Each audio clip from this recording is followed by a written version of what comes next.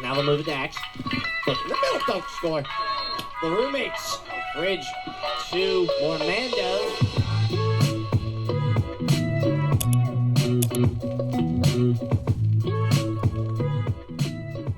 This episode is proudly sponsored by Edvative Learning.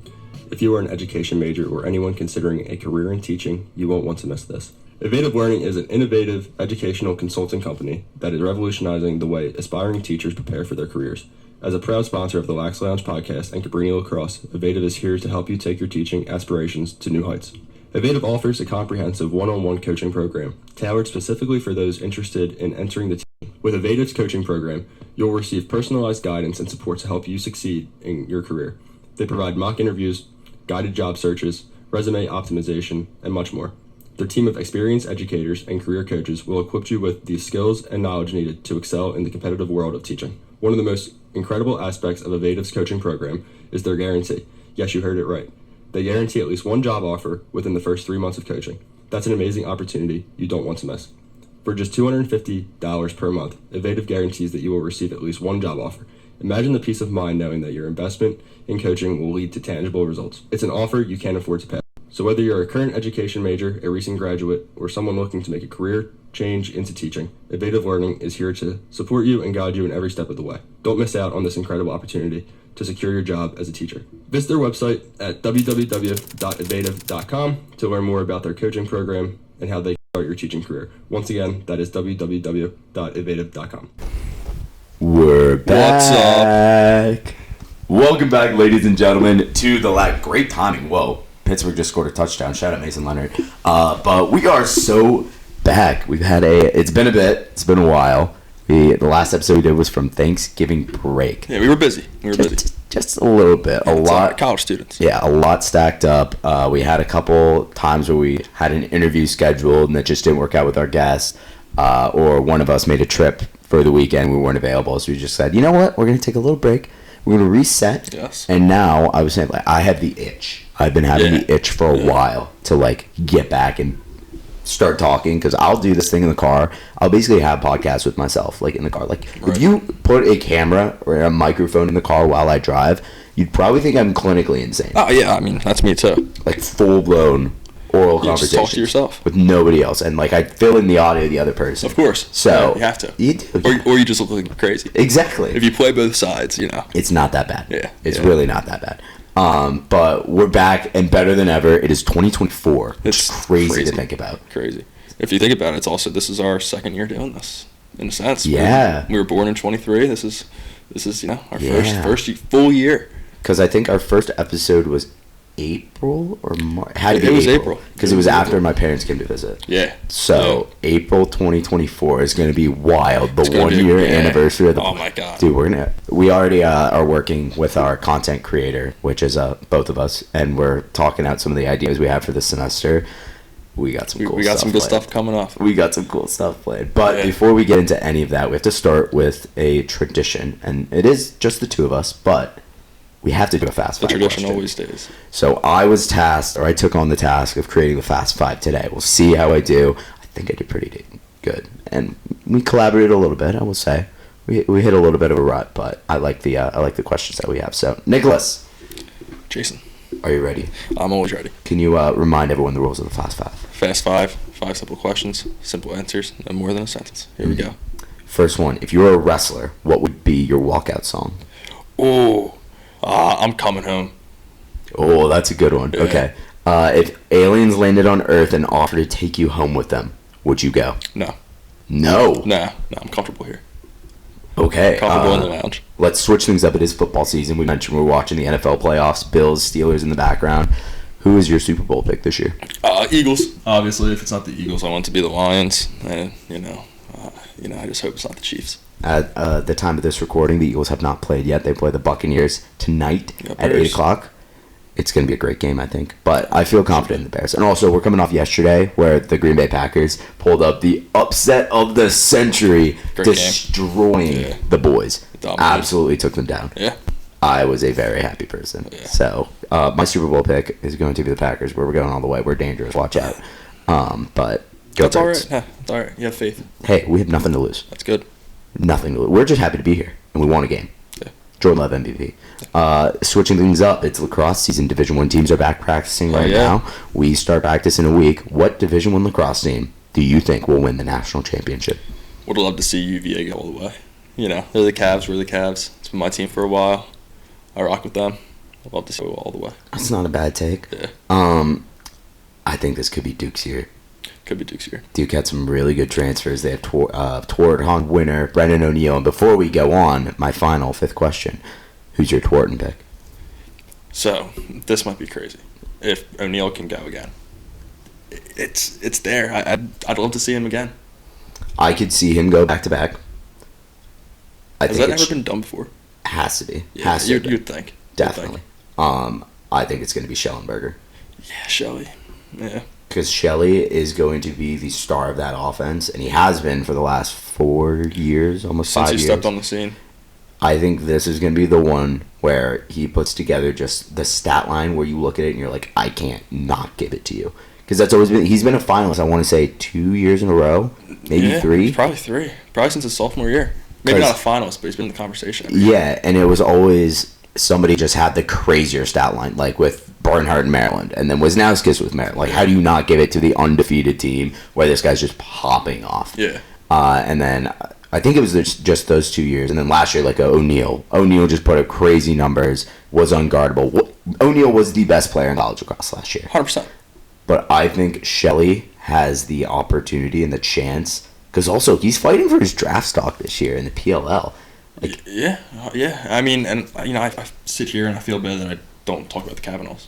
Like, yeah. Well, dude, it's just if they have a crazy year, they're in the conversation. They are. I mean, Pat was a finalist last year. Exactly. So I mean, you'll get it that way, and it's like this could be their year too. It could. If you could give the award to two people, to a set of brothers, Kavanaughs, because the Kavanaughs together are unstoppable. But I think individually they take away from each other's stats.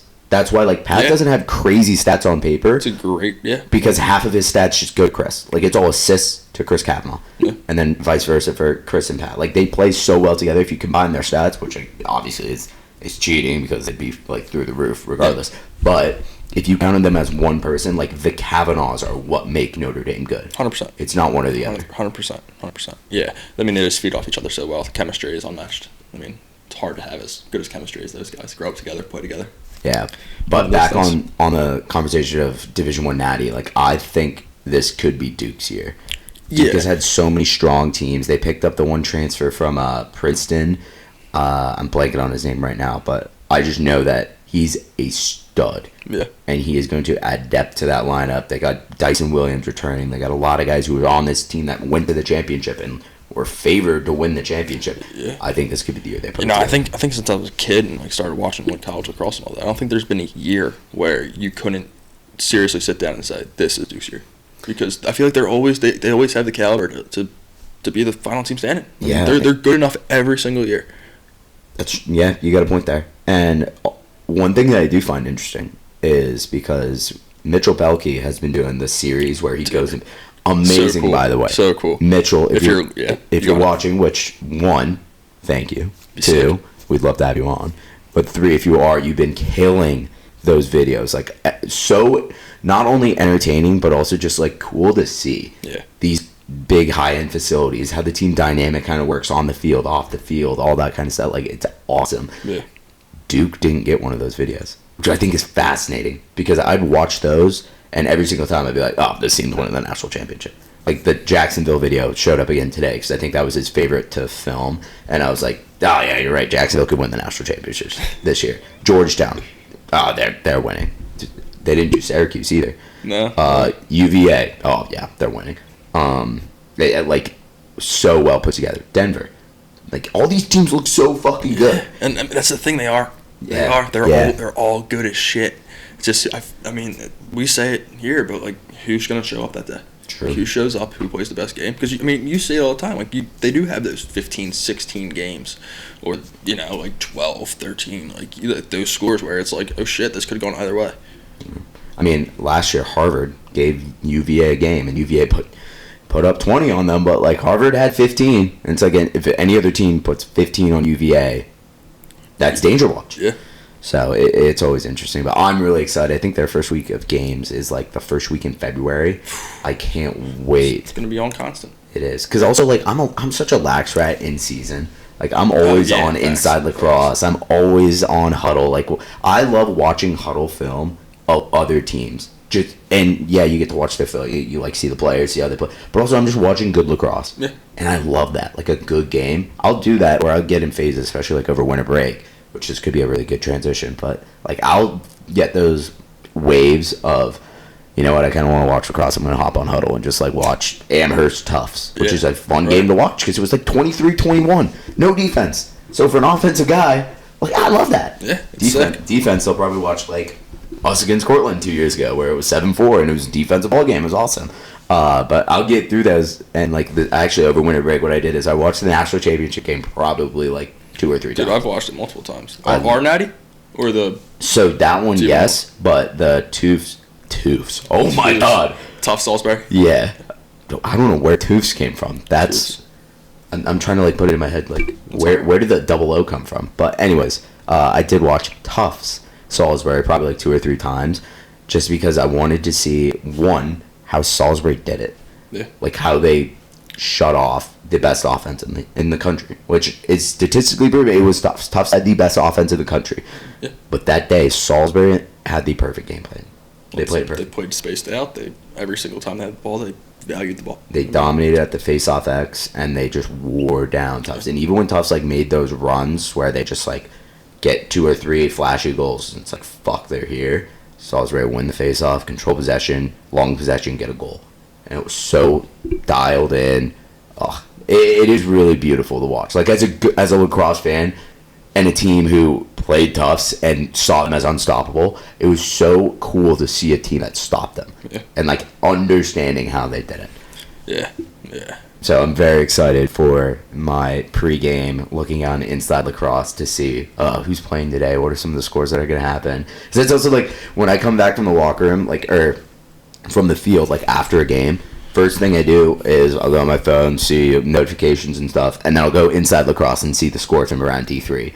And it was always like I'd be sitting right next to Dylan McManus, which we'll touch on him a little bit later, and I'd always just be like, yo, Dill, like RIT's up 2 on this one team, or great hands. You didn't see that on camera, but our on-air sign, which is sitting on the couch right that one. We have an on-air sign. Sick, shout out to Santa and my parents. Shout out Santa. Santa came in clutch this year. He did a great job.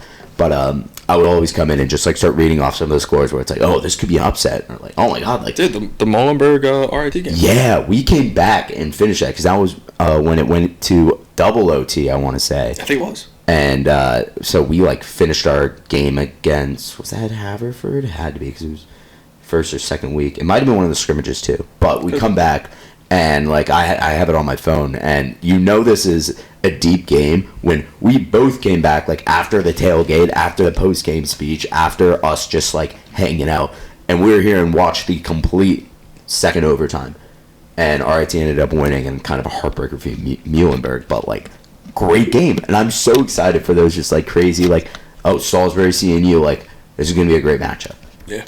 Us versus Haverford, great matchup. Every game, great matchup.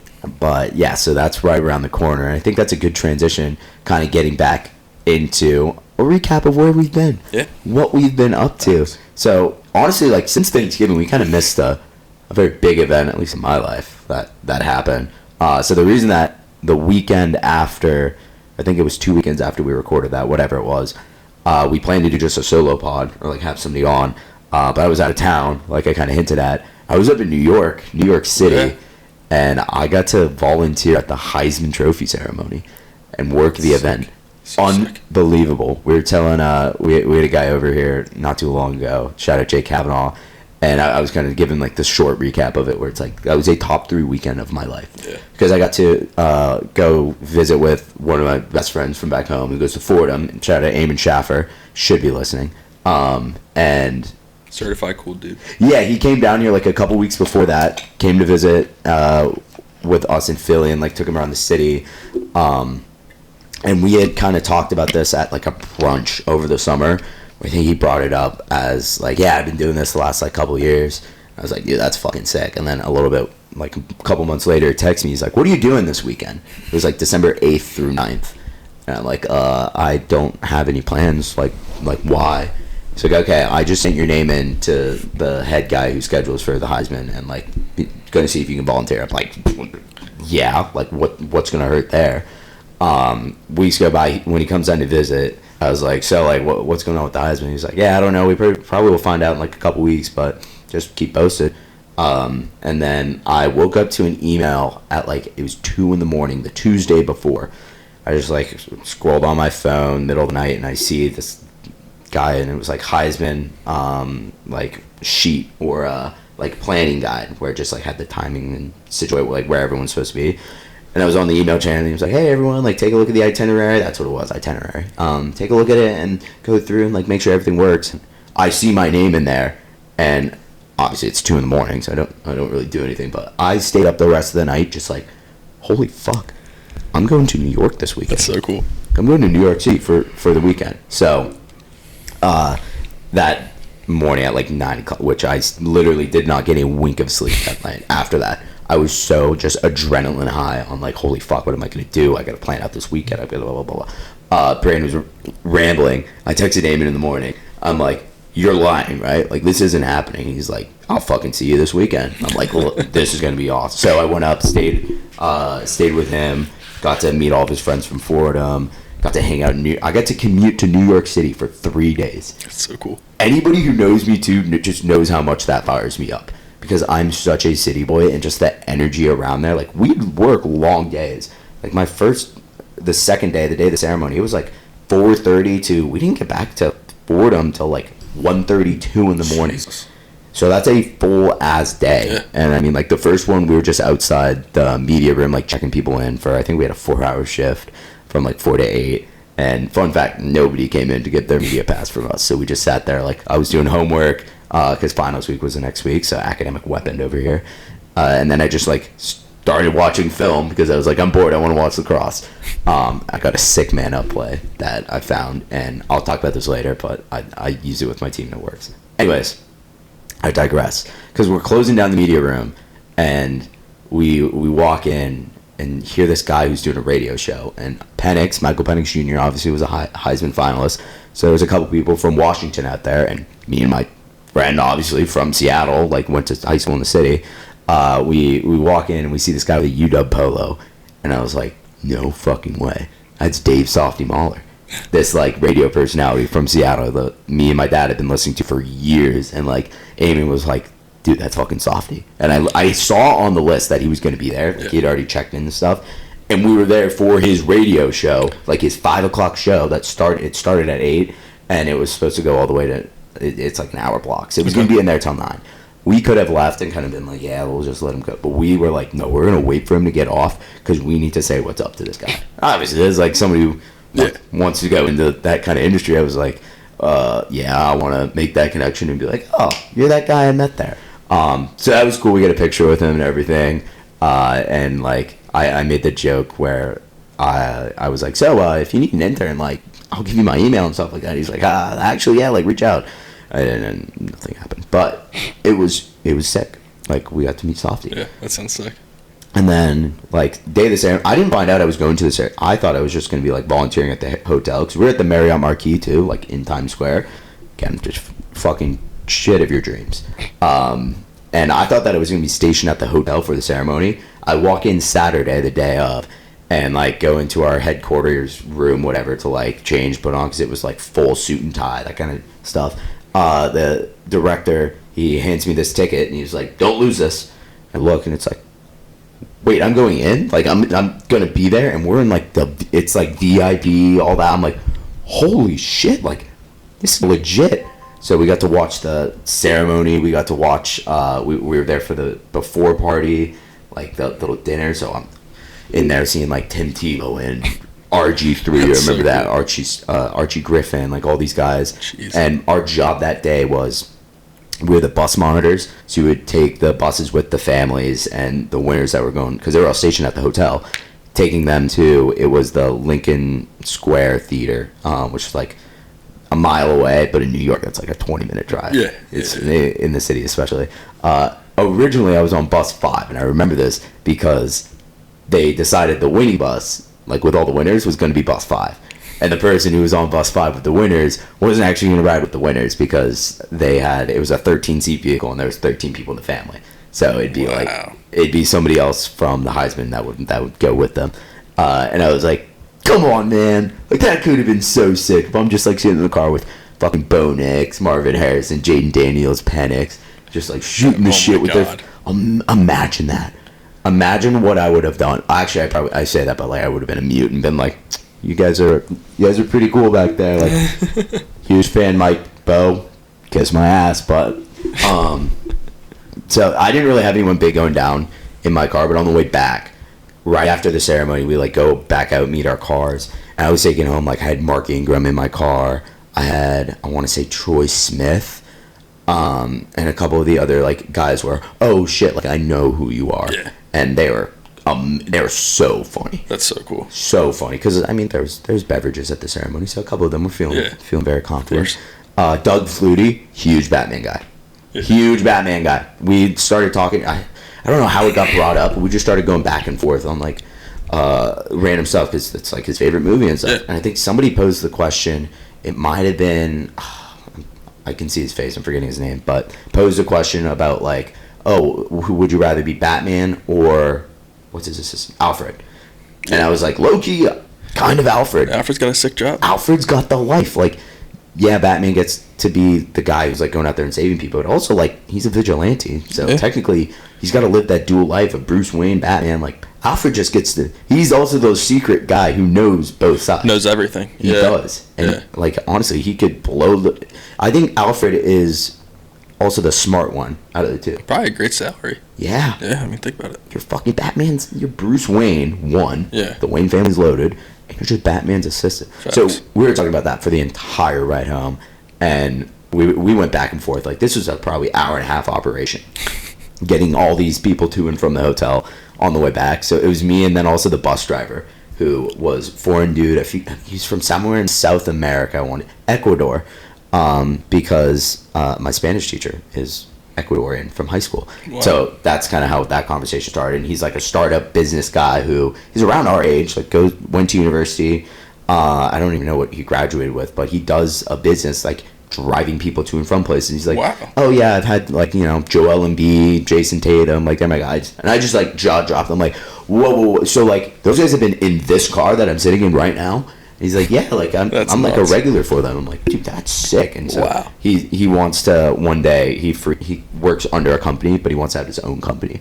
So I was like, dude, like we totally hit it off, where this guy's like kind of a foreign dude too. So he had a very thick accent, and it was awesome, dude. Like I was so locked into talking with this guy and like telling him about like my goals with broadcasting, and he was like saying all this stuff. So we had a great time.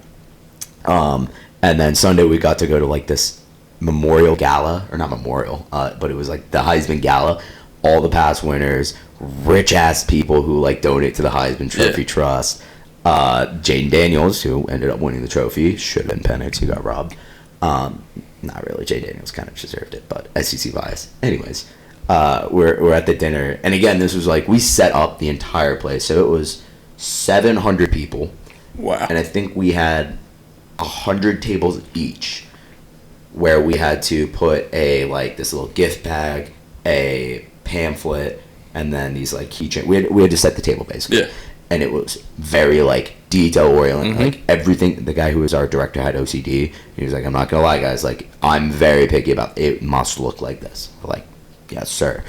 So that took like a solid hour and a half. Damn. And then we were just kind of posted up. Like I was working with some of the merch people, just like, hanging out, doing that. Me and the other volunteers were just like shooting the shit, whatever. And then the ceremony starts, the dinner, and we're like outside, and then someone tells us, all right, like we're table 193 or something, and I'm like, we get to eat this shit too? Like everything was a surprise for me, and anyone who knows me like just knows that little things fire me up. So that where I'm like, oh my god, free food too. And it was like gourmet. It was like filet mignon was this main entree. The appetizer was some fancy shit that was delicious. The dessert was some fancy shit that was delicious. I made the comment at the dinner. Really? I was like, "Oh, this would be great in the air fryer, like just typical college meal." And one of the guys is like, "What do you mean?" And I'm like, "No, like it's a joke because like I would never eat this shit. Like I throw chicken in the air fryer and I call that like a masterpiece." So that was awesome. And like I said, the entire time I just got to spend the weekend with like one of my friends from high school. Yeah. And like, yeah, it was pretty sweet. That's fucking awesome. Amazing. Yeah. So that's where we left off. That's And then crazy. We had finals week. Yeah. Finals week. Blur.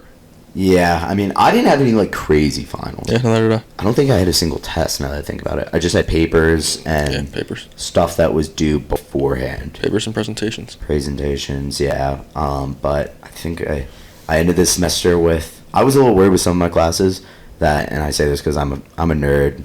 I was worried that some of them were going to ruin my 4.0. Like I'd get an A- or a B+.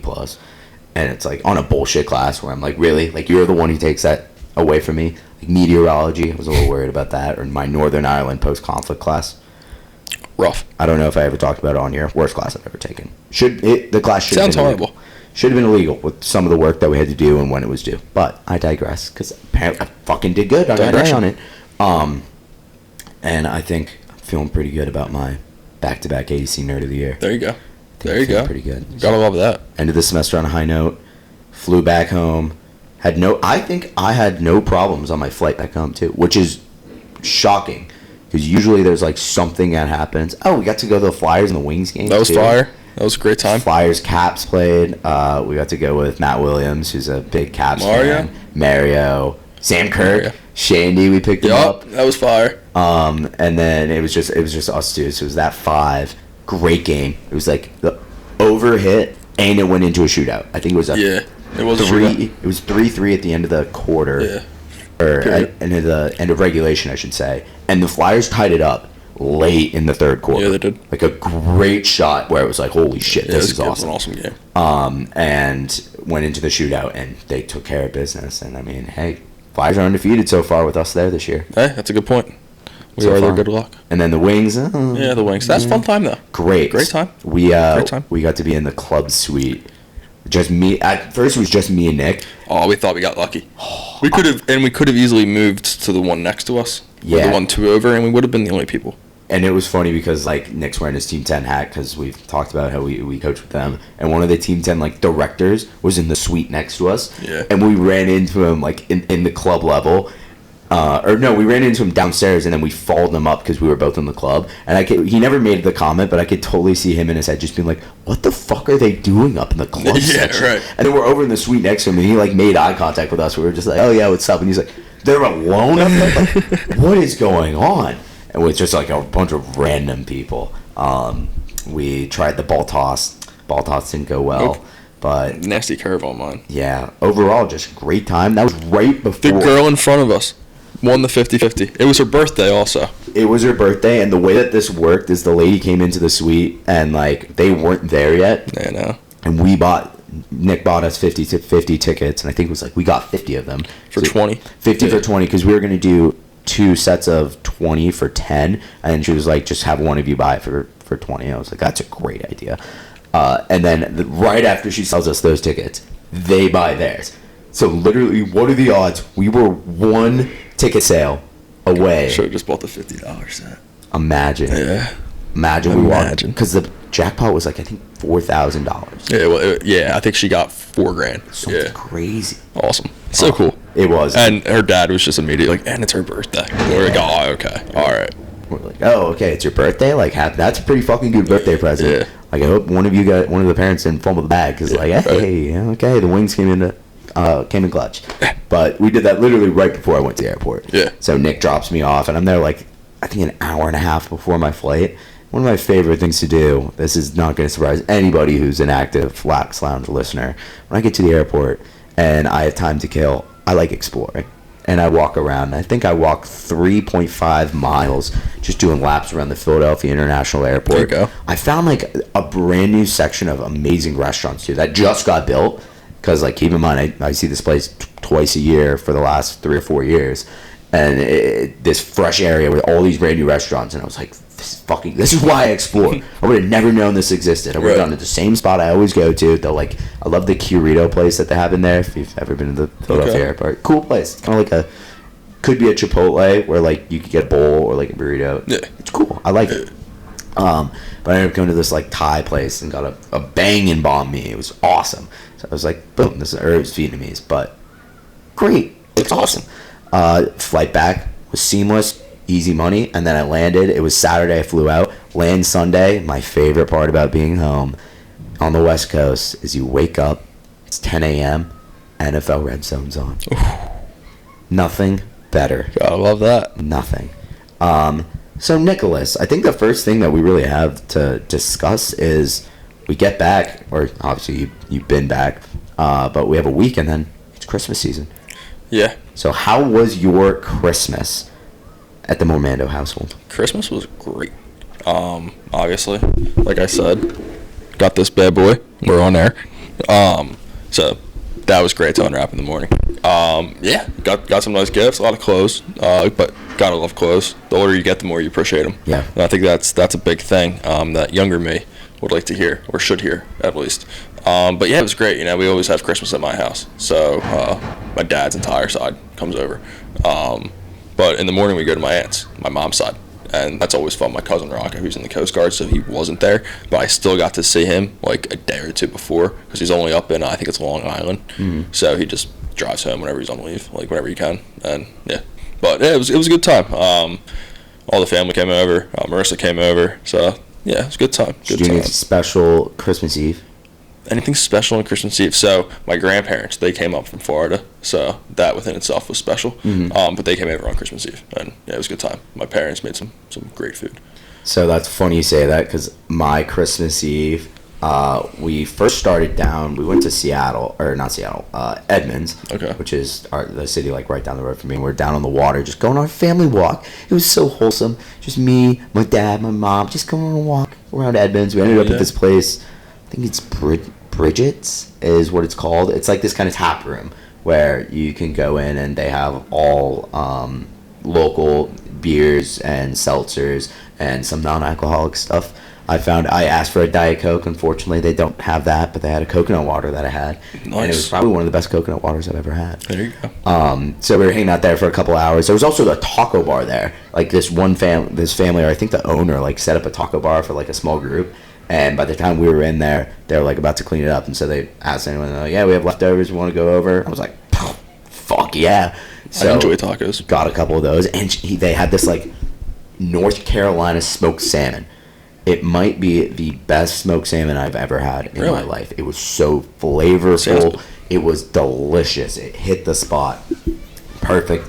Nice little day because it was like 4:30 when we left 5, but it was pitch black because like daylight savings sucks. I despise it. We've already gone on that rant, but and then after that we got back home, and a tradition that we do, or that my dad especially likes to do, is making mac and cheese for Christmas Eve and planning out like big dinner, all that kind of stuff. Just the 3 of us.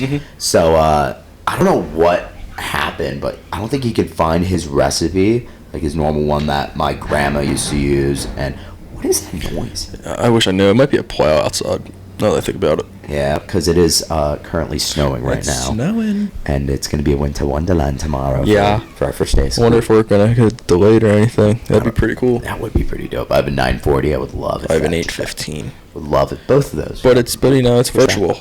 It's a class no matter what. That's a tough one. It's just rough and come on, dude. Yeah. But so I don't know what happened to the recipe my dad was looking for, but he couldn't find it.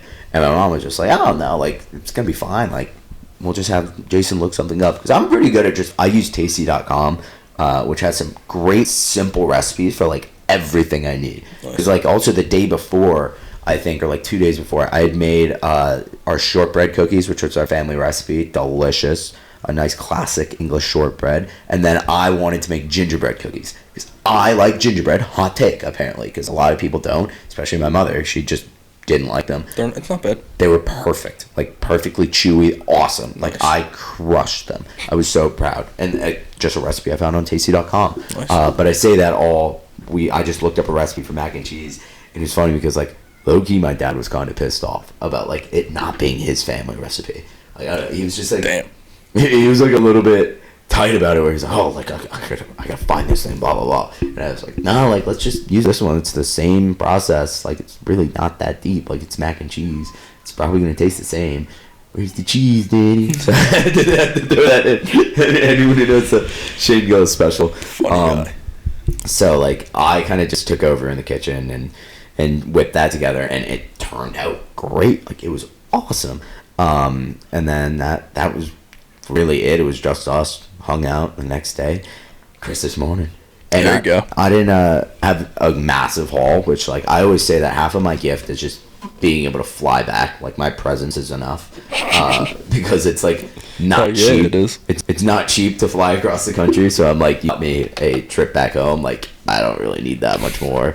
But I got, like, a t-shirt, this hat for the city we live in, Edmonds. Nice. Technically we're Linwood, but, like, Edmonds is where we love. I got David Goggins' second memoir, Never Quit. Fuck, what's it? It's literally right in there. But it's the follow-up to Can't Hurt Me. Amazing. Incredible. Like, I'm really liking it so far, and I'm only, like, 4 chapters in. Oh, yeah. But I say that because I read, like, the introduction in the first chapter, like, right when I got it, and I don't know what got into me, just, like, hearing him just kind of be like, yeah, don't be a lazy-ass bitch, blah, blah, blah, like Goggins style. I was like, fuck, I gotta go on a run. And so I ended up just getting in the zone, and I went I set a new record for the longest I've ever run nonstop. Holy shit. I went 8.3 miles. Wow. Which longest I had done before that was Thanksgiving a couple years ago. I went 7. And like I just got in the zone and dialed in. And it was funny, actually, because on my run, I ran into one of my hometown friends who I've known since middle school, who actually we'd been, like, working out, training together since I got back. He's the one who plays minor league hockey or junior hockey in Mason City, Iowa now. He got traded. Shout out Milesburg. Beast. Shout out. But I'm running down by this town called Perrinville, and I'm about to turn up to kind of go towards where one of the middle schools is. And I'm turning that corner, and I'm wearing, like, my Flyers hoodie and my, like, bright orange cap that I just got for Christmas. I'm running up, and I see this guy running at me, and he's wearing a Kraken shirt. And I'm like, oh, okay, this is interesting, because at the time, the Kraken played the Flyers that Thursday in Seattle. Wasn't able to go to the game. But I was like, oh, this could be, like, kind of, if he's an actual hockey fan, it's like, hey, don't worry, I'm from here, all that. I get closer, and I just hear Miles, who I figured out it was, he just goes, no fucking way. And it hit me in that instant where I'm like, that's Milesburg, isn't it? Came down. We had, like, we just, like, hugged each other, obviously, like, had a giant moment. I took a selfie, and there was a lady who was walking, like, right next to us who just went by, and we both agreed, we're like, she probably thinks we're insane. Like, we just had a fucking moment, even though we'd seen each other, like, 2 days before, which I loved. That's awesome. And then he picked up, and he's like, all right, where are you going? Like, I'm following you. And so we just, like, continued our run. It was at, like, a perfect pace where we were just, like, shooting the shit the entire time. That's sick. Awesome. I loved it. And then we had family over for the football games later there, or family friends, I should say, basically family, but for the game later that day, and it was good. It was very good, and like a classic, just kind of like small family Christmas celebration. Yeah. We made a ham. We had all, like, the sides. Again, just got to chef it up a little bit, which I love doing around the holidays. It's awesome. Yeah, it's very fun. So it was a very good experience. Yeah. A good fridge family Christmas. Nice. Love that. That's good to hear. And then very good to hear. I think from there we can, because that week nothing too crazy happened after Christmas for the end of the year. Yeah, no. And then New Year's just came around. Yeah, because it is always weird where, like, Christmas comes and then 1 week later it's like, oh, it's New Year's. Yeah. Like, a lot happens very fast. Yeah, it really does. It really does. Everything happens fast. What was your New Year's Eve like? Yeah, so just woke up, went through the motions of a normal day, because it's a normal day. It is. And then that night, me and Marissa, Cav, who we just shouted out a little bit ago, and his girlfriend, we all went out. We had a good time. Yeah, we went out on town, as some would say. We hung out at Brianna's place. That's Cav's girlfriend. We hung out there for a little bit before we went out, and then we ended up going back there when it was a new year. Love that. Yeah, it was a good time. It was a very good time. So got to see PJ Hewitt, okay, Bolton, and Jerry. Nice. And I got to see the captains. 3 of the 4. Got to see them all out. Come on, Shandy. Should have been there. Yeah, it's a good time. Good time had by all. What did you watch for the New Year's Eve ball? Did you watch the New York ball drop? Dude, they didn't have it on. Really? So first off, we're all together, and I'm looking at my phone, and I'm like, oh shit, 2 minutes. Like, it wasn't anywhere to be seen. And I'm like, all right, 2 minutes. And I put my phone down, I'm talking. No, all right, 1 minute. And then I'm like, oh shit, it's 12. Happy New Year. And like I said that because I'm looking at my phone, like phone time's always right. And then like 10, 15 seconds later, like after like we already like did our little celebration, you just hear 10, 9, 8, and it's like, are you serious? It's 12:01. Get real. Who's gonna tell them? Like, yeah, right. And I was like, did people fucking look at your phone? It had nowhere on the bar. Really? That's fascinating. And there was like TVs on too? They might have thrown it on like right with 10 seconds to go. But I didn't see it. Like it was 12, and I was like, why is no one like? Why is nobody celebrating? You're just like, yeah, well, fuck, Happy New Year. Yeah, pretty much. That's exactly what it was. And I was like, all right. And then me and Cav looked at each other. I was like, all right, let's get out of here. It's like, yeah, I'm with you. I like it. Yeah. One of my favorite parts about New Year's happening on the West Coast, and now knowing all these guys on the East Coast, when you guys send your Happy New Year 2024 things, like it's 9 o'clock for us. So I had been saying this for like days, where I'm like, I cannot wait to text at 9 o'clock West Coast time when everyone's just like, Happy New Year. I'm like, yo, how's the future? Like, is it sick? How's 2024? Like, I'm still stuck here. And I did on the fucking dot. I sent that text, and I was like, nobody saw it, but I was like, that was fucking hilarious. Every single year. It never doesn't hit. Shout out Buffalo. They just advanced to the AFC divisional divisional round against KC. They have to play each other. Yeah. This early, at least. Well, it's divisional. Yeah, so next Sunday. So probably when we're potting it up after our first practice. So my New Year's Eve, I spent it over at my boy Aiden Rubio's house. Shout out. We had the entire crew pulled up, so it was nice because like a lot of our high school friends were in the area. So we had like, you know, our small group, but it was the boys, and it was awesome. And he had his girlfriend out, so it was like the boys and his one girlfriend. And we were just like, yeah, you're having a boys' night with us. Like, we're just gonna have a blast, and like you're gonna enjoy it too.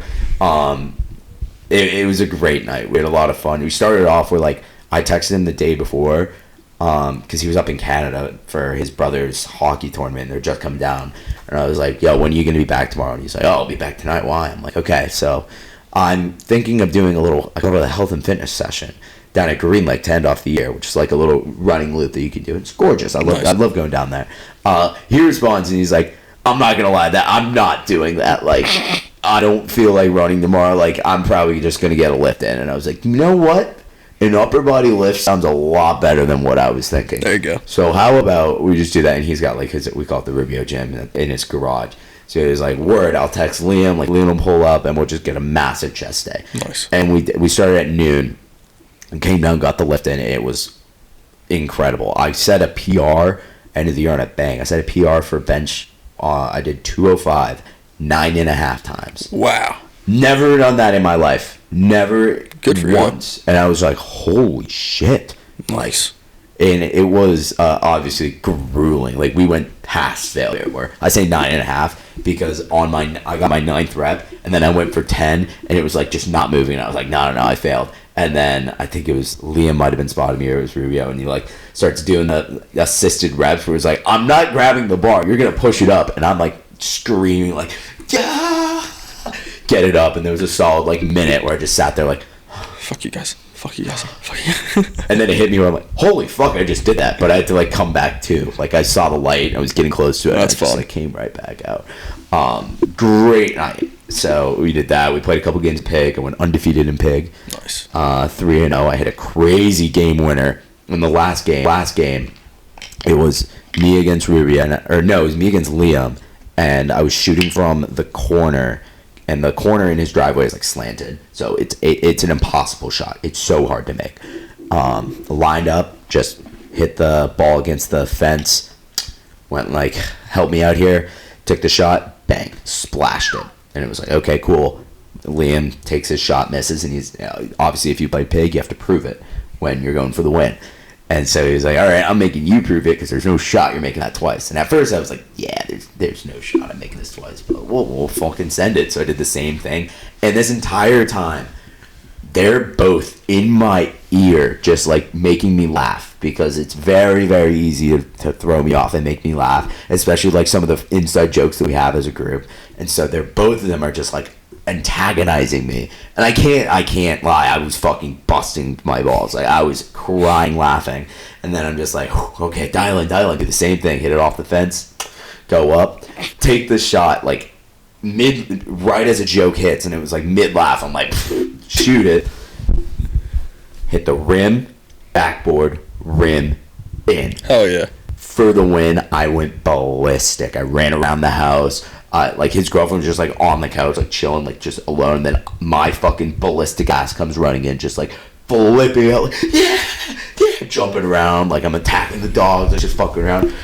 She's like, what just happened? I'm like, I just hit a 6-shot in pig. I won. Let's fucking go. And that kind of like describes the night from her perspective, where it's like just guys being guys, and it's like, oh, and I'm here. She's dope. Shout out Hannah. Ooh, that's a hard game for you. Yeah, so we're looking at the NFC playoffs. The Packers play the 49ers next weekend.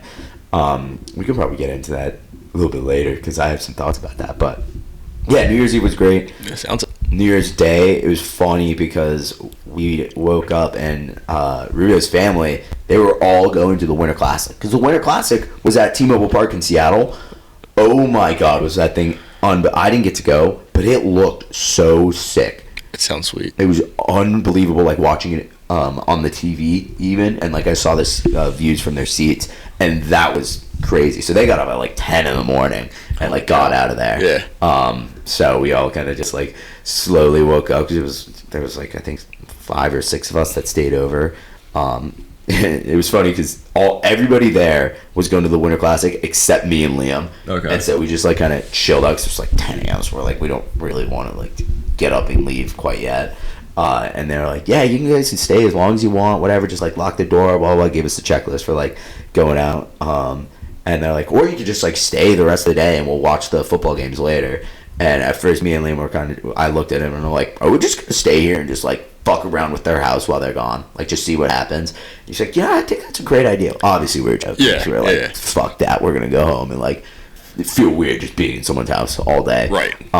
But that was hilarious. They like dipped out of there and were like, we could actually just cause chaos. I thought of the time last year when I was at Henry and everyone left me and like a bunch of the guys, and I was in charge. And I was just like, yeah, we're rearranging this place. Like, move the couch, flip the table upside down, like harmless stuff. Yeah. But it was hilarious because they came back and they noticed right away, and we're like, you're tripping balls. Like, what do you mean? Completely flipped everything around. That's funny. So that was New Year's Day. Love that. And then the next big moment that I had was January 2nd, the following. Well, first off, the college football playoff on New Year's Day. Alabama, Michigan, great game. Yeah. Went to double overtime. Michigan ended up taking the dub, which I think the entire country was rooting for Michigan. Yeah, I think so too. Like, yeah, I mean, you had to be right. They were just best team.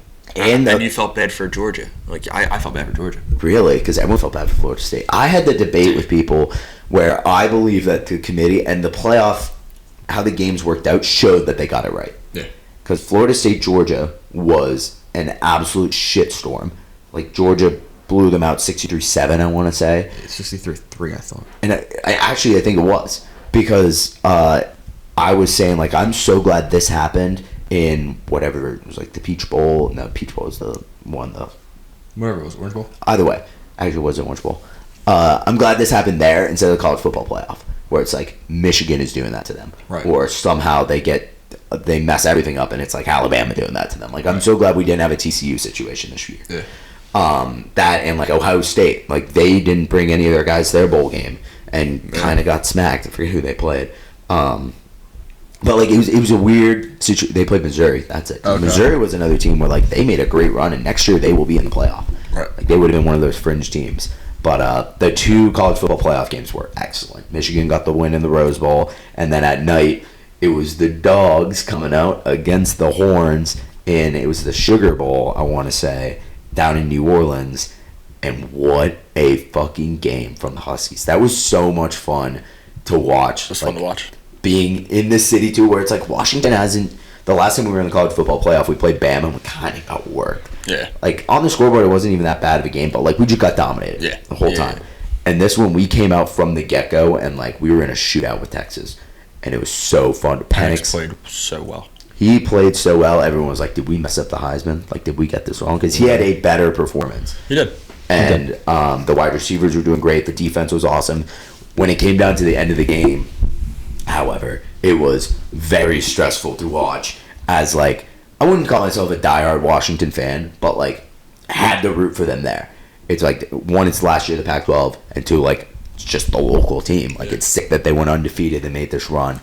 So they're on defense for the last paid play, and they're down 30. They're up 37-31, and Texas has like a minute on the clock, and they start driving, and they go all the way down into the red zone. And the last play, I think, was like 1 second on the clock. Quinn Ewers threw it to the end zone, and I was like, he's gonna fucking catch this ball, isn't he? Like, crazy, great game-winning drive, whatever. Defender perfectly plays it. It was a perfect play. Swats it out of bounds. Game over. Everyone rushes the field, and it was like, holy shit, we're going to the national championship. We're going to play in the national fucking championship. I thought you guys had it. I seriously did. Yeah, I mean, it was, if we had played how we did against Texas. Folded, yes, you're correct. You're correct. Yeah, he got beat up too, dude. He got battered. Also, Michigan just dominated so fast in the run game, and that's where they always had their strength. Yeah. Like, Michigan's run offense was one of the best in the country, in my opinion. Easily. And their defense was just... And their defense just absolutely... They put Penix under pressure, and that's something he hadn't faced all year. Yeah. And in a lot of the games, like, when he has time in the pocket, we saw it against Texas, like, he will dot up a defense. When he can get those throws off fast, he wasn't able to do that against Michigan.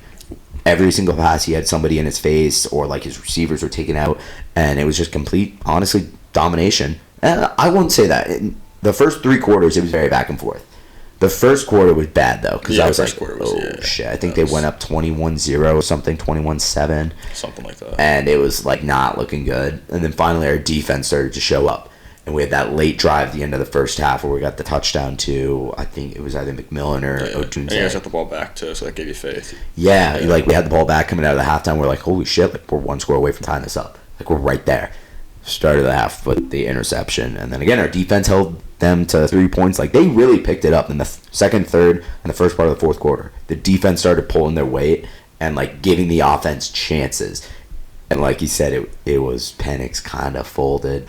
And it happens. It does, and it shows just like how good that Michigan team was. Yeah. Because that was the best quarterback according to the college football committee. I want to say, because he got the best quarterback award from that was on ESPN, and then Heisman Trophy was the next day, and Jane Daniels got it. But damn. Yeah, and it was almost predicted that the person who won that award, the one Penix got, had won the Heisman 7 of the last 8 years, and the one who didn't was Devontae Smith, who wasn't a quarterback. And so we were like, yo, like me and Eamon kind of looked. Eamon was like, it's going to be 7 of the last 9 now because they're going to do him dirty.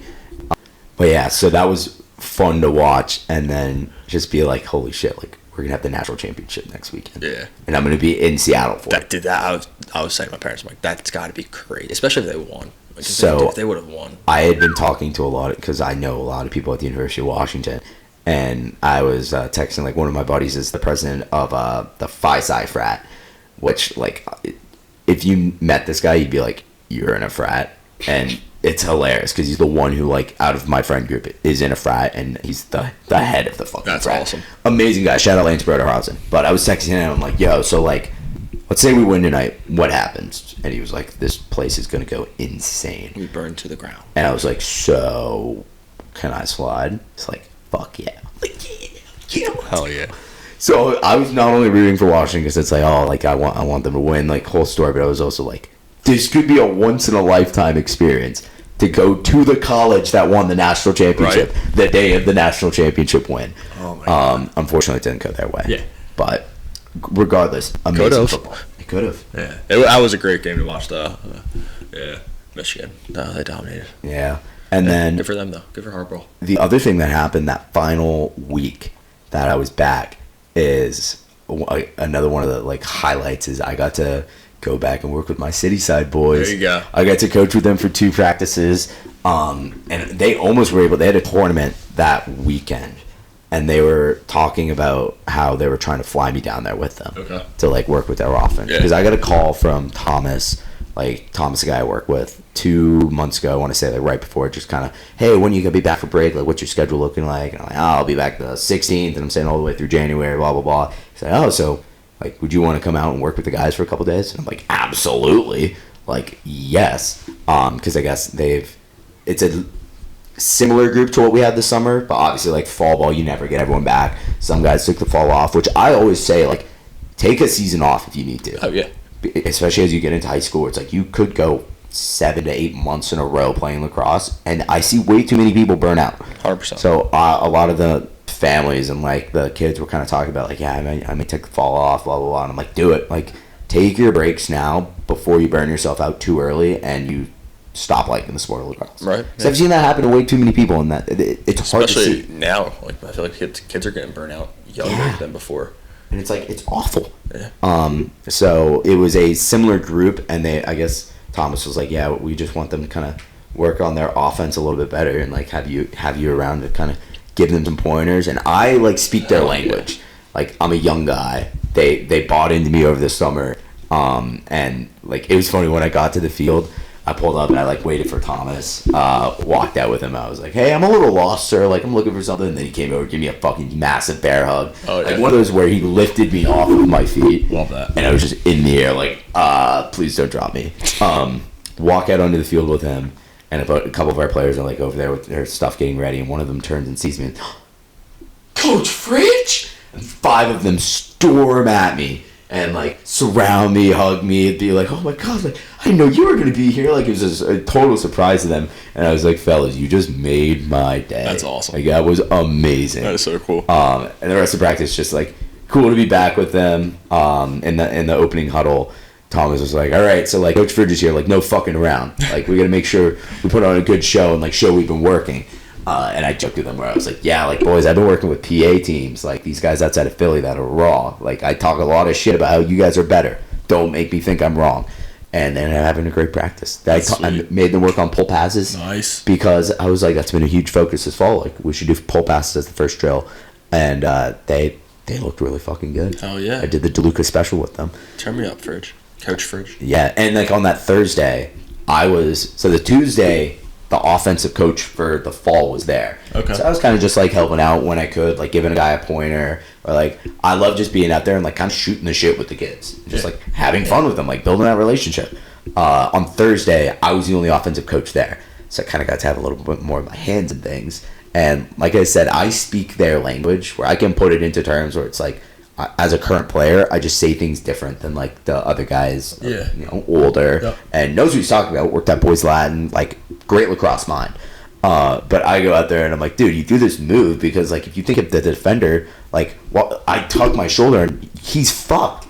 Like, this defender literally has no chance at doing this. And like, oh, you go to the goal, and if you make a move on the goal, you go like this because you literally just put them in the blender. Yeah. And like, I say those jazz words that like a college kid would say. Right. And so they listen and they apply it. Like the one I installed, the man up play I was talking about, and I saw this because York ran it on us 5 or 6 times, and it shredded us apart. And I watched them shred apart Salisbury in the film session I did at outside the media room, and I wrote it down. Like, drew it out, sent it to Thomas, and I'm like, we're running this summer. And so we get to the end of practice. It's like the man up, man down period. And he's like, oh, okay, take the man up over there, like walk through things. And I was like, yeah. Oh, by the way, remember I had that sick play for the summer. And he's like, put it in now, let's see it. And so I did full scout mode where it's like I put the guys out there on the field, like had the play lined up. And I'm like, all right, you're going to do this, blah, blah, blah. Small walkthrough, big walkthrough. And I'm like, all right, let's try this on the defense. And the big thing about it is it's just like a slip and seal on the backside where the crease guy is wide open, especially at this age because they don't really know what cover that. So like, if you do this, you're going to be wide open. Wait for it to open up, hit the ball. It'll be money. Yeah. Run it the first time. Get it around. It starts in the corner. Guy passes up. We have a corner carry. It's the backside seal. The guy's fading out, and then the slip. And they literally timed this up. Like, it was a little bit slow, so I thought like, they fucked it up. And then all of a sudden, out of nowhere, the guy who slips, wide open, feet is there, perfect, shot, score. And the guy who threw the feet just goes, it worked! It worked! Yeah. And I started going nuts. I'm like, it's like I know what I'm talking about. Let's go. We proceeded to like do it a couple more times. They're like, yo, coach, like this is kind of money. I'm like, yeah. I unfortunately had to see it happen like 6 times against me in my last game last year, but hopefully you guys can start doing it. So that was sick. Like, That's good. I love that. Yeah. Putting something in and coming through. Oh, as a coach, there's no better feeling. Yeah, great feeling. No better feeling. But I think it's pretty much most of the big events that I had. That's your break? Over break. Yeah. Yeah, mine wasn't anything too special. Yeah. I'm happy. You went up to the mountains, didn't you? I did go to the mountains. You're right. Yeah, that was 2 weeks ago. I forget. Yeah, there was a shit ton of snow. I think they got 8 to 12 inches. It was insane. So yeah, I haven't snowboarded in years. Went back. I think it was middle school. But yeah, went with my boy Ryan and Ethan, and it was a good time. Ethan's got a mountain house, so we were up there. We stayed there. That's sweet. I stayed for 2 nights and 1 day. I left on Friday, came home Sunday. It was a good time. But Saturday I kicked my ass, dude. Went to 2 parks, Jack Frost and Big Boulder. Dude, I'm not Shaun White. That's all I'll say. Also, like, that's a crazy good workout. That's like a sneaky workout. Dude, the amount of times you fall on your ass and have to get back up. Yeah. Yeah. I'm not a snower or a skier. A snowboarder or a skier. You're a sledder. I am a sledder. It's funny because we were talking about that where I was showing like some clips from like, middle school. Right, we'd go to Meadowdale High School and go down that giant hill and like, massive jumps. But I never got into snowboarding or skiing. Yeah. And by the time like I could have picked it up, like all the friends I would go with are way better than me. So it's like I'm just not worth it. Like I'd be a nuisance to you guy. Both my boys, they're not insane, but they're good. Like they know exactly what they're doing. Yeah. When they're on the board, and I just don't like. But it was fun. Like once I kind of got the hang of it, and I wasn't falling. I think the one run I fell twice, and it was that's probably my best run. I fell twice. So I mean, for what it was a good time though. I mean, once I got the hang of it a little bit, it was fun. Being with the fellas, Yeah, exactly. There's nothing better than that. But yeah, that's pretty much all that I had for my break. I think now it's time for my favorite segment, and it's usually called Moment of the Week. But since we haven't seen you guys in a couple months, we have to go way back further. Or actually, do we want to talk a little bit about this week coming back? Duh. Oh, I was gonna my Moment of the Week's today. So that's a good transition.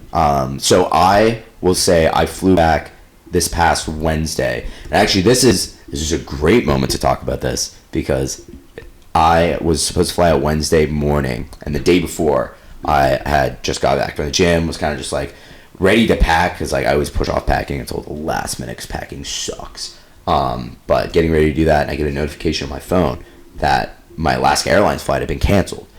And that was all because of the thing that happened in Portland where the door fell off of the plane. And so there had been landing or grounding all of these Boeing 737 MAX 9s, or whatever they were. And mine happened to be one of them that was grounded. And like a lot of the Alaska flights. So I'm saying that like 3:20, my flight's 9:40 the next morning. And I'm like, holy shit. I literally like screamed out because my mom was in the living room. I was like, oh shit. And it was like, flight got canceled, so I immediately went and called Alaska. Tried to call Alaska, I should say, but I was in a 2-hour wait because everybody was dealing with this, trying to figure out like how to transition their credits, get on new flights, whatever. And like, I mean, no shots at Alaska. Like that's a shitty situation for their PR or their HR department. Like their health customer support. That's what it should have been. That's a tough situation for them. But I was kind of after a 30-minute hold. The phone call hung up. I don't know why, but I was kind of just like, fuck this. Like I'm gonna reschedule something else on a different airline, try to go. So the cheapest route I could do was, instead of a direct flight, which I've always done, it was a connection flight from Seattle to Denver to Philly with like a 2-hour layover in Denver. And I would leave at 5 a.m. from Seattle and land at like 4:30 in Philly. Yikes. Full day of travel. But got the ticket, went through, and I was like, okay, let's pray that this doesn't get canceled. It was looking good, and I was so nervous, like, because we left my house at 2 in the morning, because I got up at 1:45. Jesus. Got to the airport at like 3. The kiosk to check your bags didn't open until 4. Oh my god. And there was a line waiting there, and like, luckily, so I was like at the end of, or near the middle of the line to start, and it just kept growing as more people showed up. And I was like, holy shit, like, wild. And then I noticed, like, people going to the second line, because it was United. People going into the second line that had, like, a green pass that I already paid for their bags. And I was like, didn't I pay for my bags last night? Because also I had to weigh my stuff. Because if it was over 50 pounds, like, I have 2 bags with my lacrosse gear and, like, my normal thing. 2 bags was $80. If it was one of them was over 50 pounds, which on my way back to Seattle, my bag was way over 50 pounds. But as an Alaska Airlines mileage member, I get a free bag, so it's always that one. So it's only $40. But with United, if it's over, it went from $80 to $180. So I was like, there's no shot I'm fully packing this bag and making it be overweight, because that's just not worth it. Right. Not worth it at all. So weighed out all my stuff the night before. It was like 44 pounds. I'm like, perfect. Fuck yeah. Brought a second bag as a carry-on just in case, like more clothes in there. But regardless, so I paid for my bags before we got to the airport, and I'm sitting there like waiting in this long ass line. And I'm like, I feel like I can go over there. I had my boarding pass. I looked at everything like 50 times. I was talking to these guys next to me who like also prepaid for their bags, and they didn't know if they should go over there. So I was like, yo, like, I think I'm just gonna take one for the team. Like, I'm gonna leave this one bag here so my spot's in line, but I'm gonna go over there and see if that's gonna be faster. So walk over, and like 5 minutes later, more people started showing up, and I told the guys, I'm like, yeah, we're definitely supposed to be here. Bring my bag. All the people who were in line with me had the same thing I had. I'm like, we're both supposed to be over here, so come over here. Like, you get right behind me. Have my pick. Great deal. It's networking. You have network. And my 2 flights, like I said, the one back to Seattle was one of the better ones. I think my 2 flights to Denver and to Philly, 2 of the best flights I've ever been on in a while. Yeah. The first one, I was exit row. Nice. So I had the massive leg room, and I was the only person in the exit rows, which makes sense because, like, a week later, or a week ago, a door had flown off in the exit row. But I live life on the edge. Facts. So I got the window seat, got to enjoy the full row to myself. So I'm spreading out, like, that's awesome. Leg room. It's like, I took a nice little nap. I forget what movie I watched. I watched a good-ass movie where I was like, fuck yeah, this is sick.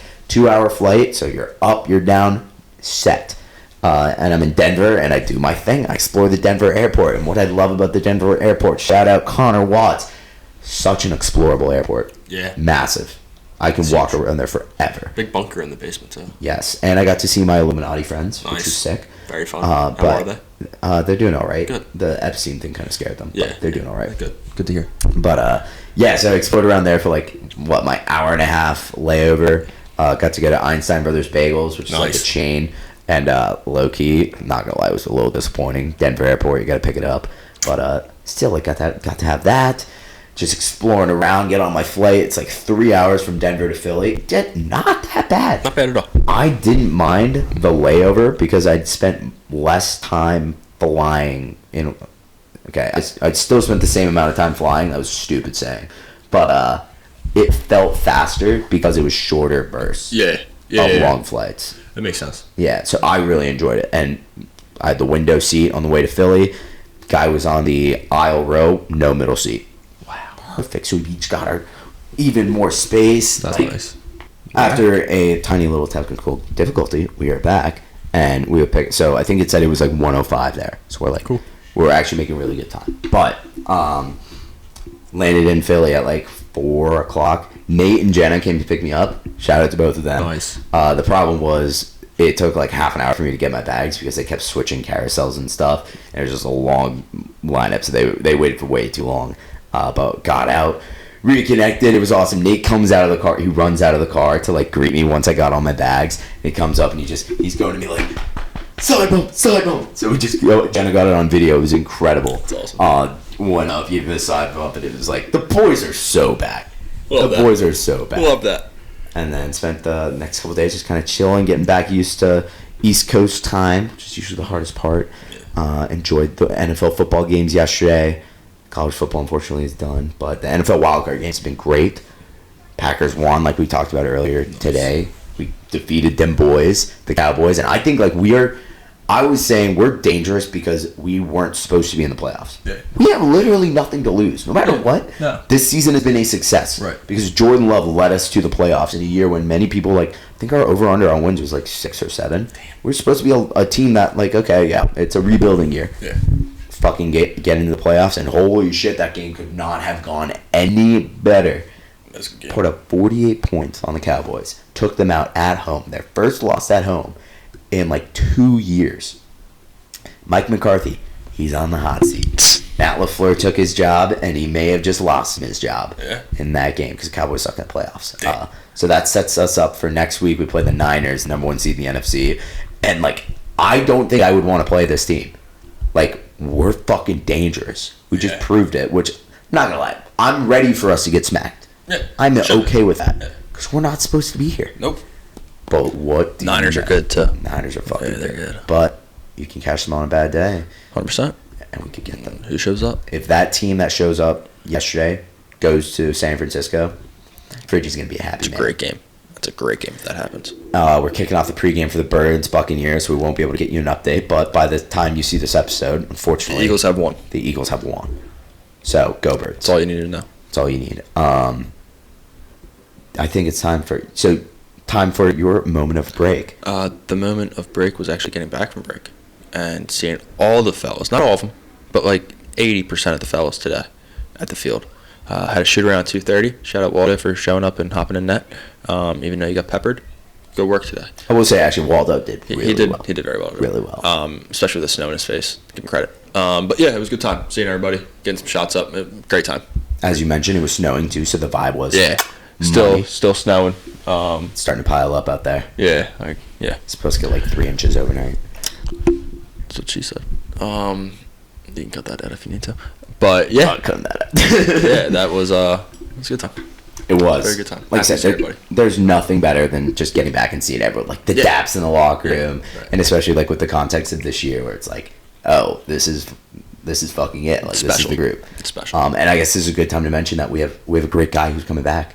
Dylan McManus. Dylan McManus is in for the last ride. Welcome back. 27 strong. Just got a great addition. Still 27. It is. We're 27 strong. Hell yeah. And Dylan just hype. Huge vibe guy. Yeah, great vibe guy. When he showed up, he pulled up in his truck, and I noticed him, and I saw him at the back, like grabbing his gear, and I had to like make sure. I was like, I'm pretty sure that's him. Like, he has a little bit longer hair, so I'm like, okay. Yeah. And then he's walking towards, and I was like, D-Mac! And like he walked on the field, and I was like, yeah. Great. Yeah, it was great to see him. Amazing. Great to see him. Just amazing guy. Yeah. So we will have updates. Our first practice is next Sunday. Yeah. And you'll be hearing from us. Oh, that's gonna be so. We're so pumped. So pumped. It's that time of the year where it's like it's time. It's there. It's fucking time. And that actually goes pretty well with my moment of break, which happened December 23rd, way back last year in 2023. Wow. And this is when I got a chance to play with, for loyal listeners, I played for the Everett Express back home in a box lacrosse team. And we were hosting a charity box lacrosse game at the Everett Soccer Arena with just a bunch of local guys. And like it was one of those where we wanted to get as many people as possible so like anybody could show up. So we had a master plan. All of my like high school teammates and our friends, like we rallied everyone to show up there. So it was me, Rubio, Liam, Timmy wasn't able to make it, but our friend Clay, who we played with over the summer, I think somebody, and then the big one is one of our boys, Henry, who we went to high school with, plays at Bates, absolute dog. He spent the semester abroad somewhere in South America. I think it was Chile. Wow. And like over the summer last year, he was in California for most of the time. So we saw him like a few times, and like obviously I hadn't seen him all semester. So he comes back.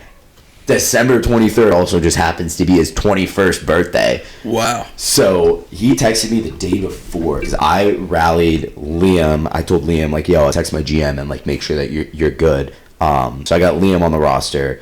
Rubes was already signed up because he's on the team, and then Henry texted me the day before, and he was like, yo, like me and my family are going out to dinner tomorrow night. Invited a bunch of guys, like, you want to come out with us? And I was like, absolutely. And then he followed that up with, are you playing that charity boxing tomorrow? And I'm like, wait, are you? Like, what the fuck? And he's like, yeah, I'll be there. Like, well, yeah.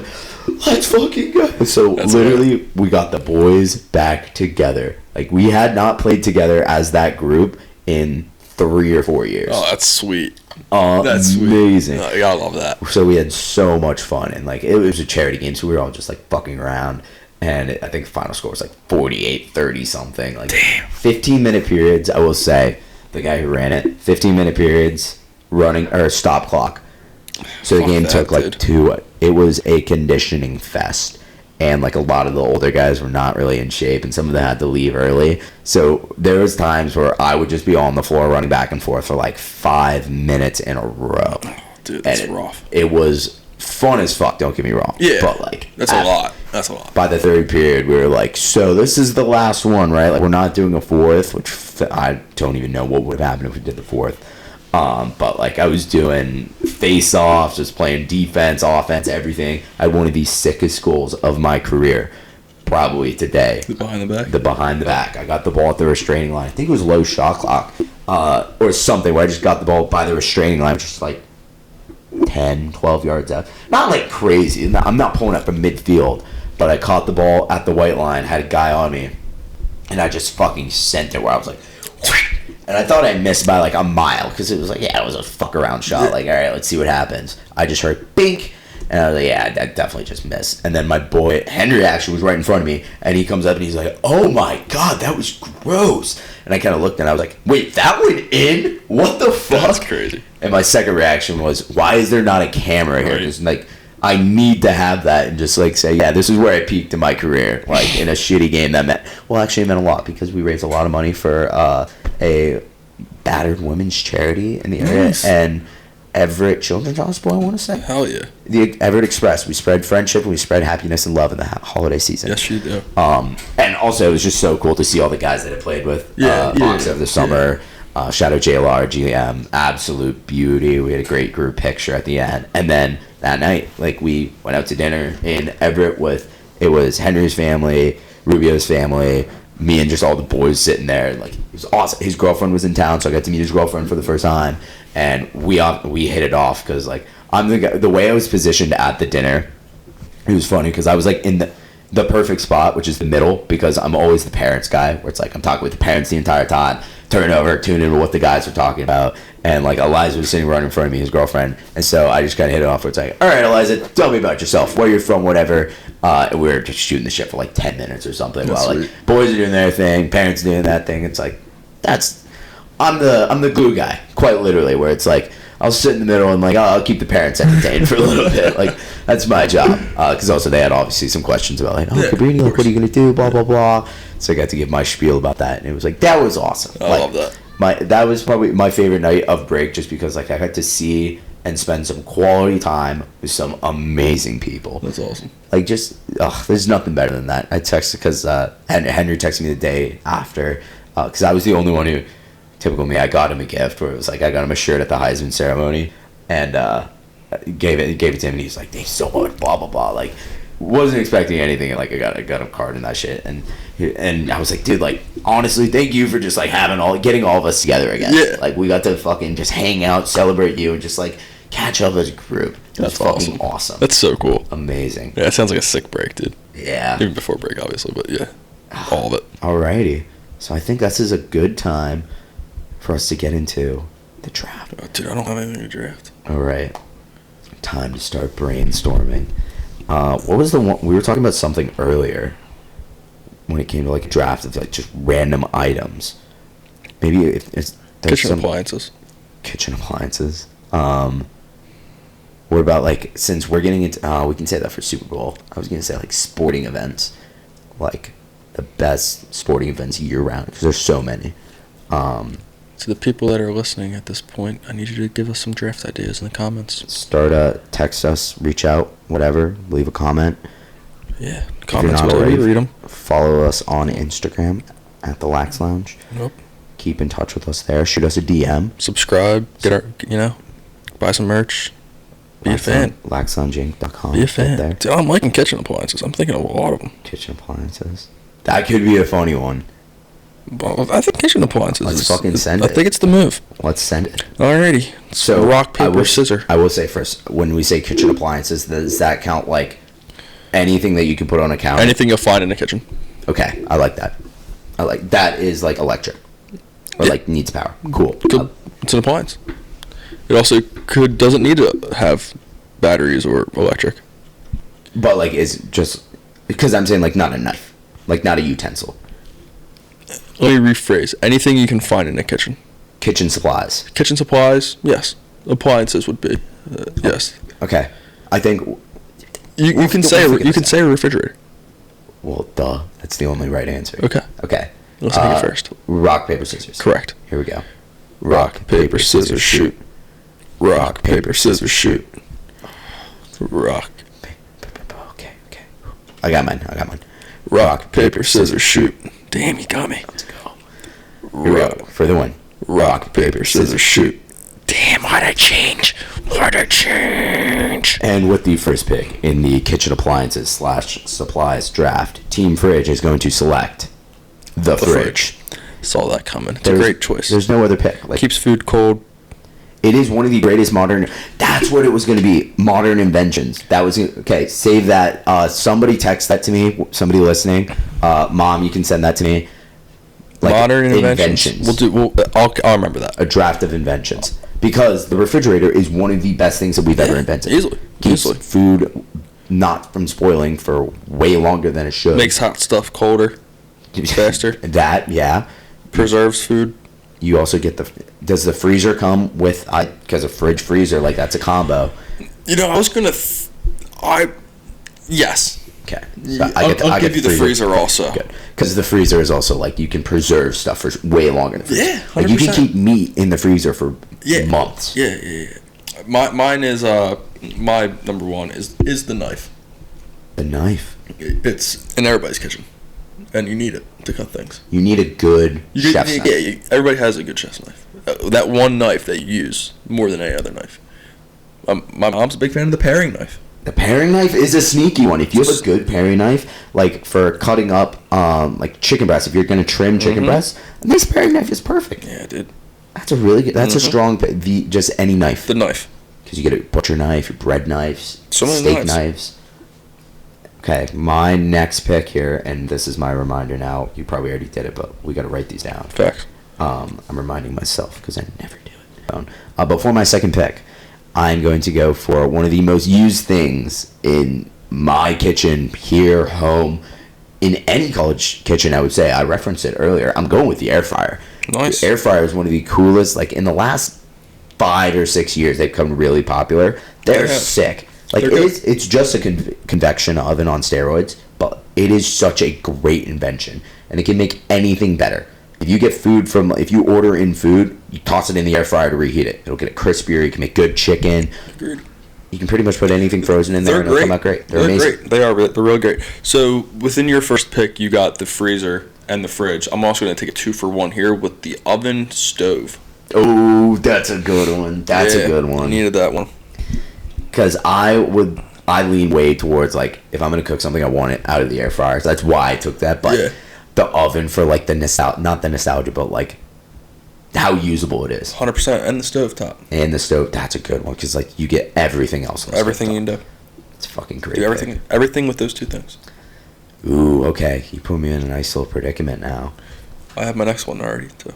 I am going to go towards the coffee maker. Very nice. Because coffee is the most important part of the morning. Unfortunately, I don't know if I ever talked about this, but I tried to cut out caffeine and coffee a lot last year because I got into a really bad cycle of drinking 2 or 3 coffees in the morning plus pre-workout and just a ton of caffeine. So I went to decaf green tea, which I love still. But over winter break, I got back on coffee. I have a cup of coffee in the morning now, which I'm trying to just keep it under control. And I don't need it. I would always try to delay because there's studies if you delay your caffeine intake until later in the day, it actually hits. And I did it, and it works. But I am back on coffee. So the coffee maker, especially a Keurig, there's nothing better. That's a good choice. It's a good choice. I'm not a coffee drinker, so I wouldn't have taken that. But also that gets hot chocolate in there. Yeah, you're true. You're true. That's a good point. I might have one after this. Wait. Sorry for kicking you guys. My bad. It's okay. They forgive you. With my pick number 3, I think this one, and I'll challenge. You're gonna talk shit. I'm gonna challenge you to something afterwards. I'm taking the bowl. Okay. For a week, you cannot use a bowl. Tell me how hard it is. So when you say the bowl, a mixing bowl, a bowl that you find in your cabinet for cereal, soup, anything, you can use a pot. A pot's not a bowl. That's a pot. But you can't use a bowl. Your life would be that much harder in the kitchen. It would be harder, I would say. I lean towards more. I think this is where I'm going to make my pick. Tupperware. I saw that coming immediately. I'm big on, like, I'll use paper bowls for, like, if I'm making yogurt or something. But other than that, like, I basically eat out of Tupperware, and that like, if I'm making a salad, I'm making anything a Tupperware. Yeah. You can, where I will give you credit, is, like, when you're making a big salad for, like, a group, you have to do that in a bowl. And that, like, a good salad bowl. Bowls come in all shapes and sizes. They do. And I have an honorable mention that goes with that, but like I'll get there. Like a Chipotle bowl. Yup. Like, you get that style. So that is that's a strong pick. I think bowls are underrated. And then, so my fourth pick, I'm just saying this again so I can type this out because that's how my brain works. Tupperware. Smart. It's a good pick. You teed me up for that. It's a very good pick. At my 4, you have the fridge. That store is cold goods, right? I'm taking the pantry. That's a good one. Yeah. So the pantry, everybody knows what the pantry is. It has all your snacks in it. I don't know what the pantry is. All your dry goods. Oh, that's what you call it? That's where the pantry is. That's what the pantry is. That is the exact antithesis to my fridge pick. God, I love a pantry. You do. Pantries are sick. And also, like, you have the random stuff that you just store in your pantry. Yeah. Like, bags. Yeah, 100%. everybody has the bag of bags in their pantry. Yeah. Or something like that down the line. For my final pick, I am going to go with, I almost gave this away when I was talking about Tupperware, where I'm like, 90% of my meals, I'm either using Tupperware or the plate. I'm taking the plate. That's a good one. Because, like, you can't eat anything that you could, but, like, this is how you get civilized. And eating a good meal on a plate, it covers everything, blah, blah, blah. You can, like, get the scraps. You can stack up a plate. Like, it's a good pick. I'm just going to give myself the credit. Great. At the 5, that is great deal to get the plate. Yeah, that's a really good one, Fridge. And I think I'm going to blow everybody's minds with this one. The sink. Okay. The faucet and sink. Defend the sink. Defending the sink. Clean your dishes without a sink. Okay, you ready? Honorable mention. The dishwasher. The dishwasher. I'm going to be straight up with you. I grew up my entire life without a dishwasher. We had one. It was broken. We just used it as a countertop. So I find this funny. We used a sink to wash dishes my entire life. Because I have developed into, I hate the dishwasher because it is so much easier, in my opinion. And so actually, it's way easier to use the dishwasher. I'll lead off with that. Because you just throw it in, put a pot in, close it, let it work for an hour. Easy. The worst part, though, is unloading the dishwasher. I always had the job of unloading the dishwasher when I was younger. And that sucks. Because it's a ton of stuff. So I'd much rather hand dry, hand clean everything in the sink, let it dry, and then you can slowly put everything away. Or reuse stuff. Exactly. Because it's clean. It's clean. It's right there. You know it's clean. You clean it. So it's funny because we have a dishwasher in our apartment. I have not used it once. The first time that I will use it... I've used it once. The first time I will use it is I got this, like, hat cleaner thing where it's like you can put hats in. Nice. And it keeps them, instead of the brim messing up, because I ruined one of my Cabrini hats last year, putting it in the washer and the dryer. Big mistake on my part. Happens. And the brim is, like, all fucked up. So I got that for Christmas, and you throw it in the dishwasher, and it cleans your hats very nice. So that is going to be the first time I use the dishwasher. Turn me up, Fridge. To clean a hat. Gotta be honest. Good draft. Great draft. Good draft on both sides. The one that we picked up on the fly. I agree. I want you to walk me through yours. So I had to start off with the number one kitchen appliance in my family and what should be any family that appreciates us and our lineage. I took the fridge. It's in everybody's top 5. It is. It should be in everyone's top 2. Yeah. The fridge or the freezer. Yeah. Both. Yeah. Fridge and freezer. Fridge freezer combo. Both of them. If you have a meat freezer, doesn't count, unfortunately. It's got to be attached to the fridge. Preferably Frigidaire. Professional. Number 2, I took the air fryer. You know, the kind of punch back from the oven, the modern oven, the air fryer. Number 3, got the coffee maker. Staple for a lot of families, a lot of grown-ups, adults that need their coffee. I got you. Caffeine fiends. Yes. Hand up. I got the coffee maker. Oh, yeah. Number 4, Tupperware. What are you going to store it in? How are you going to keep things fresh? If you do a big meal, you can put it in the little things of Tupperware. You can eat out of the Tupperware. Got to have that in the cabinet, ready to store. And then number 5, classic, the plate. It's a great list. Destination for your food. A great vessel for a big group of food to come into your system. I don't know where I'm going with that. I love it. That's a good list, dude. The plate. It's a good list. Sorry, my list off. I got the knife, the knifer. Knife. The knives are great. Everybody knows. Everybody has, a good knife. There's a difference between a shit knife and a good knife, and it's how it cuts. And everyone has their favorite knife too. They do. Number 2 on the list is the oven stove combination. Probably within every single modern household, you will find one of these. I would say if the fridge is number 1, the oven stove is number 2. Yeah, vice versa. Could work either way. Yeah, that's the debate. Like yes. those are the top 2 appliances. 100%. Coming in at number 3, it's a strong number 3. I have the bowl. I challenge you. You can do what Fridgie does with Tupperware, but bowl, they make your life just so much easier. Number 4 though, that's a pantry. Yeah. Store your dry goods. You know where your snacks are. And number 5, I got the sink. Wash your dishes, wash your hands, clean off a knife real fast. Do whatever you need to do. Wash off a fruit before you eat it. Like so many things you can do in a sink instead of having a bucket of water in the corner. So that wraps off my list. That's a strong group. I think if we were building a kitchen, all right, we're having a random issue with our recording device. It keeps stopping in the platform we use, Ecamm. Shout out Ecamm Live. But it's perfect because we're getting to the end of the episode. Yeah. And this has been a strong one. I got a shout out though. Or an honorable mention, rather, not a shout out. Okay, yes. The spoon. Now, here's the thing about the spoon. One, it's a great invention, right? Because from whatever's in a bowl, you use a spoon to carry it to your mouth. That's the vessel. Yep. Now, here's the thing. Is a spoon just a small bowl with a handle? Oh my God. If the construct of a bowl is something with depth, with rounded edges that holds something, that's also the same construct of what a spoon would be. It just has a handle that allows you to move it from one place to another. So with that thinking, a spoon would just be a miniature bowl with a handle. This is literally the next big debate. Wow. I'm fascinated. I think that's a great... Next time you use a spoon, just think of that. It's a bowl with a really big handle. It's a mini bowl. When you're just looking, you see the depth. It's holding your milk with your cereal. It's basically just a bowl. Wow. It's a bowl shape. Your Mormando mindfuck for the day. That should be a new segment we have. All right, it's time for the Mormando mindfuck. Let's strap in. Yeah.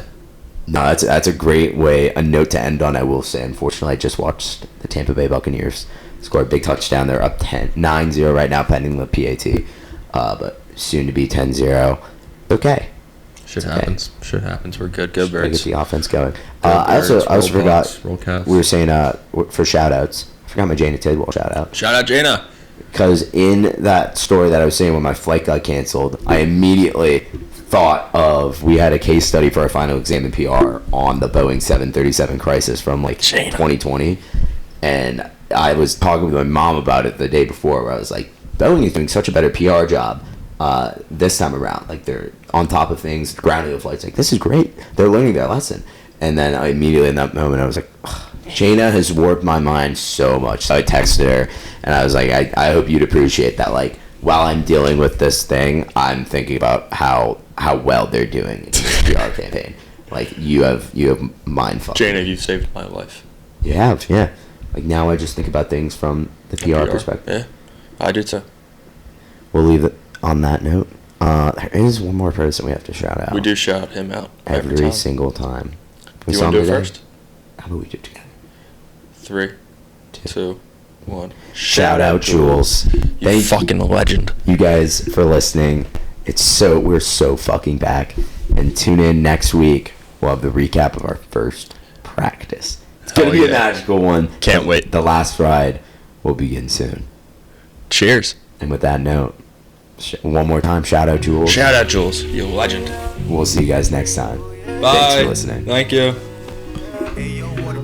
I'm stargazing. I'll be up in the clouds, but I won't come down cause I'll be too faded. Everybody wanna walk that talk, wanna talk that talk like we made it. But but they all gon' cap. Swear to God, I'll make the money right back. Bitches be trippin', don't know how to act. He just be singing, don't know how to rap. I really be running this shit like I'm Owen. She like a wave, I'm loving her motion. It's like I'm sipping straight up on the potion. Water be dripping and feel like the ocean. I know that I'm different cause I'm from the other side. She's saying that she want me, girl, that's capping, girl, you lie. Everything I ever did, all I do is right. You could never say it cause you switched up and you lie. Yeah. Had to switch up and you lie. Yeah, I be stargazing, I be up in the clouds, but I won't come down cause I be too faded. Everybody wanna walk that talk, wanna talk that talk like we made it, but they all gon' cap. Swear to God, I'll make the money right back. Bitches be trippin', don't know how to act.